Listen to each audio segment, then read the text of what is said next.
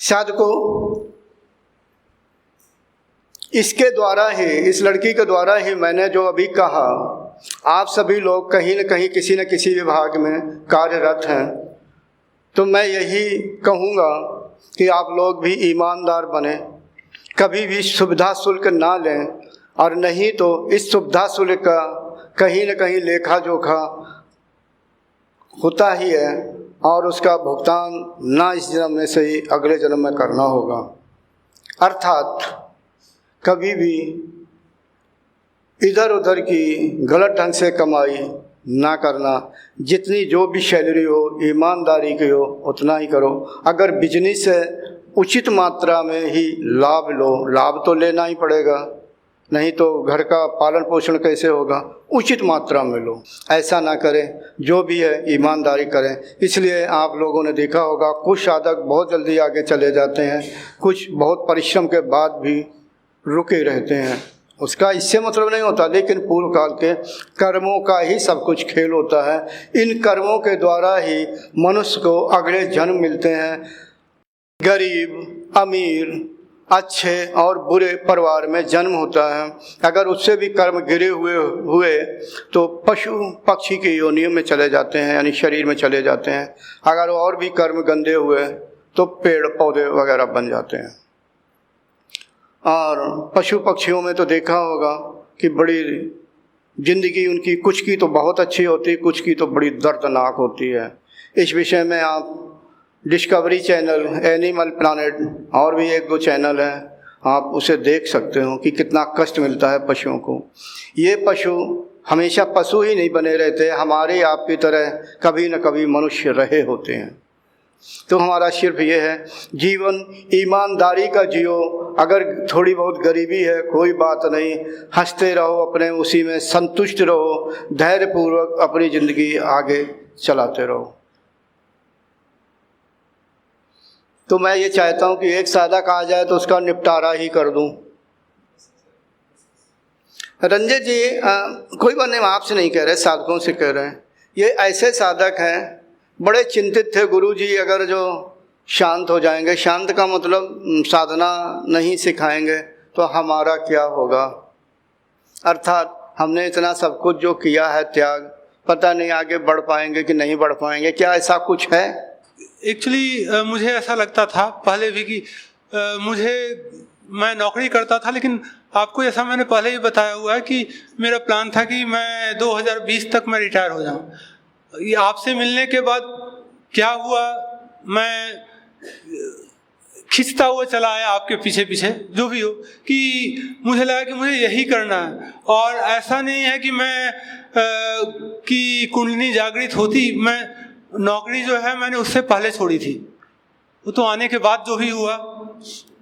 तो मेरे मन में, और ऐसा भी नहीं है कि मैं आज हूँ और मतलब मेरी एक ऐसी आदत है कि मैं किसी से जुड़ता हूँ तो कोशिश करता हूँ कि मैं जुड़ा रहूँ और लगा रहूँ। मैं चाहता तो दोनों चीज़ें लेके चल सकता था, लेकिन मुझे ऐसा लगता था कि मैं शायद न्याय नहीं कर पाऊंगा दो चीज़ों के साथ एक साथ, कि नौकरी भी कर रहा हूँ, ये भी कर रहा हूँ। मैं इतना श्रेष्ठ नहीं मानता कि भाई मैं 3-4 चीज़ों को एक साथ लेके चल सकूं, उतना काबिल नहीं मानता। तो मुझे लगता है कि एक चीज़ मैं अच्छे से करूं, और मैं अपने तरीके से जितना होता है आज भी मेहनत करता हूं।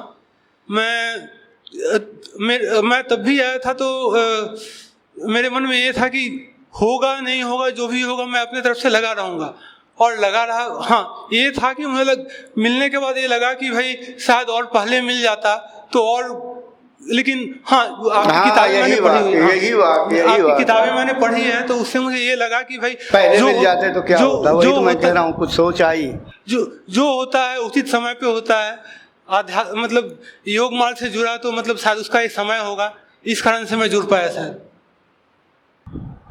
चलो ठीक है। तो मतलब मेरे मन में, और आज भी बता दूं गुरुजी, मेरे मन में ये नहीं है आपने जितना दिया है बहुत दिया है, आज अगर नहीं भी मिलता, मतलब मैंने कभी आज तक आपको मतलब कभी कहीं भी मैंने नहीं अपना मुंह खोला और आजीवन में नहीं खोलता मैं, कि मतलब मुझे जितना मिल चुका है शायद मुझे नहीं लगता कि मैं इसका हकदार था या हूँ। मैं ये डिसीजन लेने वाला कोई बंदा नहीं होता हूँ, और बस मेरा ये है कि मैं अपने तरफ से कोशिश करूँगा। मैं ये कितना करूँगा नहीं करूँगा ये नहीं पता, लेकिन मुझे ये है कि मुझे एक रास्ता दिख रहा है और मैंने इसलिए दूसरे रास्ते छोड़ रखे हैं कि मेरा मन कहीं विचलित ना हो कि मैं ये करूँ वो करूँ क्या करूँ। मैं चाहता हूँ एक चीज़ करूँ, अच्छे से करूँ, और इसी कारण से मैंने, ऐसा नहीं है कि नौकरी छोड़ना किसी को, मतलब चीज़ें क्या होती है कि मुझे भी बहुत से ताने घर में, दूसरे जगह पे, सब जगह सुनने पड़ते हैं और अपने आप को ही मुझे संकुचित करना पड़ता है। लेकिन यही जीवन का रहस्य है कि साधना में अगर हमें आगे बढ़ना है तो हमें खुद को संकुचित करना होगा। अगर मैं अपने आप को फैला के रखूँगा तो जीवन भर ये चलता रहेगा, कभी साथ नहीं छोड़ेगा। कोई बात नहीं। आपने एक शब्द कहा, आप तो बिल्कुल खतरे में बैठे हुए, सूली में ऊपर बैठे। हमारा मतलब कहने का कि बगल में कौन है आपके, बगल का मतलब आपने एक शब्द कहा, ताने सुनने पड़ते हैं, ऐसा कुछ कहा, कुछ ताने, या मैंने गलत सुना? हाँ, ताने कौन देता है? ताने इन द सेंस गुरुजी, हम तुम्हारी डांट लगवाएंगे, हम नहीं लगाएंगे, लग जाएगी। ताने इन द सेंस गुरुजी, सत्य बोलो। हाँ, मैं झूठ गुरुजी, देखिए ताने एक जगह नजदीक करो, पीछे से आदमी सुनाई दे, सुना रहा हूँ, सुना रहे आप, सुना दीजिए। यहाँ कुछ नहीं होगा, जो कुछ होगा घर में होगा, गुड़गांव में होगा। ताने तो क्या गुरुजी, ऐसा है कि दोस्त यार से सुनता हूँ, घर में वाइफ से भी सुनता हूँ, या अपने परिवार वाले भाई से सुनता हूँ। सबको अपने बड़े भाई साहब को भी लगता है कि अब बदल गया है, या मतलब हमारे इन लॉज हैं, उनको भी लगता है क्या हो गया इसको आने के बाद से, बिल्कुल मतलब ऐसा क्या हो गया है, क्या कर रहा है, कुछ कर क्यों नहीं रहा है, क्या इसके में आ गया, ऐसा है ना। तो ये चीजें होती है, तो ठीक है, मैं पागल ही सही, मुझे कोई दिक्कत नहीं। आप ताने सुन लेते हैं अपनी पत्नी का? गुरुजी देखिए, आपके अंदर का अहंकार नहीं जागता है? मेरा एक चीज है कि अगर हम एक चीज सुन के अगर हम साधना कर पाए तो इससे अच्छा क्या, अगर मैं बोलूंगा 4 बातें और होंगी तो ध्यान में मन नहीं लगेगा, वो चीजें चलती रहेंगी। अच्छा, चलो भाई, ताना सुना है तो उसका फल भी ले लो, यही होता है। कहने दो, दुनिया है, जो अपने नज़दीक होता है ना, अगर आप उसके अनुरूप नहीं चलेंगे, ये इस समाज का स्वभाव है, तो ताना तो देगा ही देगा, और अभी नहीं देगा तो घर जाके देगा। आपके रिश्तेदार यहीं पे बैठे हुए, वो ज़रूर कहेंगे कि दीदी आपकी बुराई हो रही थी। यहाँ से मज़े में जाओ और वहाँ में डांट खा के रहो 2-4 दिन, रोटी भी हजम ना हो। चलो कोई बात नहीं, प्रसन्न हो जाओ, ईश्वर से प्रार्थना करो, उस माता कुंडलिनी से प्रार्थना करो कि आप पर कृपा करें। ईश्वर से प्रार्थना करो कि आपका मार्ग प्रशस्त हो, वही सर्वे सर्वा है। मैं तो बीच में एक निमित्त मात्र हूँ। हाँ, अब आप ज़रा, आपको ताना मिलता है कि नहीं मिलता? आप तो अकेले रहते हैं वहाँ पे, इसी से बचे हुए हैं। गुरुजी, ताना तो नहीं मिलता, घर वालों को पता है, सिर्फ सीमित क्योंकि प्रोग्राम मेरे माता पिता हैं, उसमें सहयोग करते हैं। सहयोग करते हैं? आपकी पत्नी है ना? हाँ, पत्नी सहयोग करती है, थोड़ा टाइम के लिए बंदोबस्त लगाती। बच्चे हैं आपके? जी, एक बच्चा है। एक कितना बड़ा है? अभी जनवरी में हुआ, तो जनवरी, हाँ, अभी बहुत छोटा है वो, अभी तो जी 7-8 महीने का। चलो कोई बात नहीं।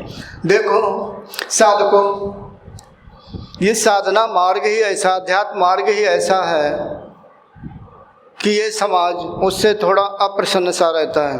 क्यों?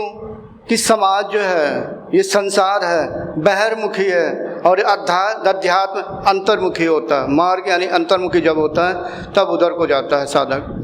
तो संसार से दुखी नहीं होना चाहिए, संसार का स्वभाव समझकर सहन कर लेना चाहिए। हमारा सिर्फ ये मतलब, और हमारा स्वभाव है, और रंजय जी सीधे हैं, इसलिए मैं ऐसी बातें करता हूँ। कोई साधक बुरा न माने कि मेरी शैली कि हाँ मैं ऐसे ही रहता हूँ। अपने साधकों के बीच में इस तरह नहीं रहता हूँ। मेरे साधक जानते होंगे कि जैसे योगी लोग नहीं होते हैं कि शिष्य और गुरु में बड़ी एक बीच में दीवार सी होती है कि शिष्य अपनी बात गुरु से कह ही नहीं पाता है, थोड़ा डर डर के रहता है। मेरे में नहीं लगता। खैर यहाँ मैं इस जगह बैठा हूँ, लेकिन जब आपस में बातें करते हैं तो ये लगेगा ही नहीं कि मैं उनका गुरु हूँ, ये मेरे शिष्य हैं, मैं मार्गदर्शन कर रहा हूँ, ये मेरे से मार्गदर्शन ले रहे हैं। बस जैसे आपस में मित्र लोग बात करते हैं ऐसे ही करते रहते हैं।